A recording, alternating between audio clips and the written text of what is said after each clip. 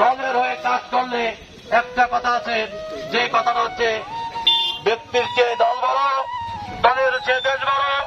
আমরা দল এবং দেশের হয়ে কাজ করতে চাই। আমরা এদেশের খেটে খাওয়া মানুষের জন্য কাজ করি, কৃষক শ্রমিক মেহনতি মানুষের জন্য কাজ করি।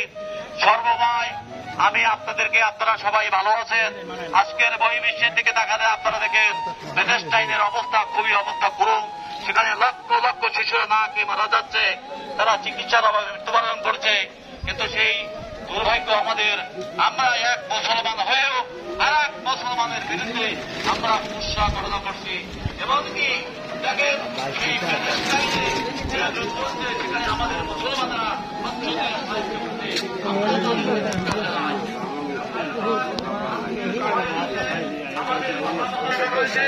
আমাদের হাইকমান্ডে যারা রয়েছেন তাদের একটাই কথা, আমরা ধৈর্য ধারণ করব, আমরা সুস্থ থাকবো।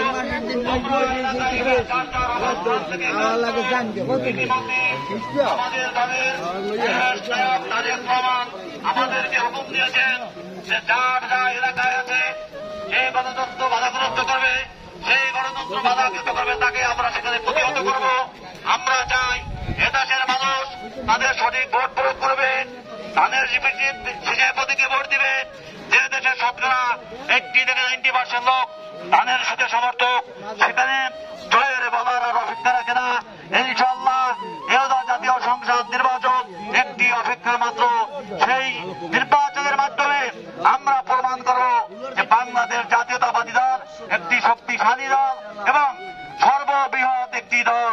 আমাদের সাথে যারা রয়েছেন তাদেরকে আমরা আবারও বলবো, আপনারা ভুল জগৎ থেকে বেরিয়ে আসেন, আপনারা আমাদের সাথে কাঁধে কাঁধ মিলিয়ে কাজ করুন। কিন্তু আপনারা আমাদের দলের কোনো বদনাম করবেন না। দলের যদি কেউ বদনাম করেন, সেটা তাদের ব্যক্তি দায়ের উপর বর্তাবে। প্রিয় সুধীবৃন্দ, তাই আমি আপনাদেরকে আবারও বলছি, আপনারা আজকের যে গুরুত্ব সময় নষ্ট করে বৃষ্টি উপেক্ষা করে এই জনসভায় অংশগ্রহণ করেছেন, আগামী দিনগুলোতেও দলের হয়ে এভাবে আপনারা কাজ করবেন, দলকে মূল্যায়ন করবেন, আপনারা উন্নয়ন পাবেন। এই আশা আকাঙ্ক্ষা ব্যক্ত রেখে আমি আমার বক্তব্য শেষ করছি। বাংলাদেশ জিন্দাবাদ, বাংলাদেশ জাতীয়তাবাদী দল জিন্দাবাদ, মণিভাই জিন্দাবাদ, তারেক রহমান আগামী দিনে রাষ্ট্রনায়ক। শুভ শুভ শুভ দিন,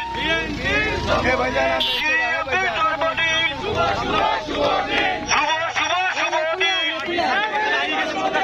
আজকে এই দিনে তোমার মনে পড়ে স্বাধীনতার ঘোষক জিয়া,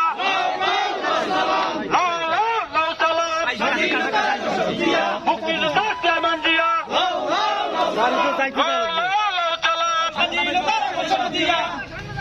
রান্নার পক্ষ থেকে এটা করে দিয়েন।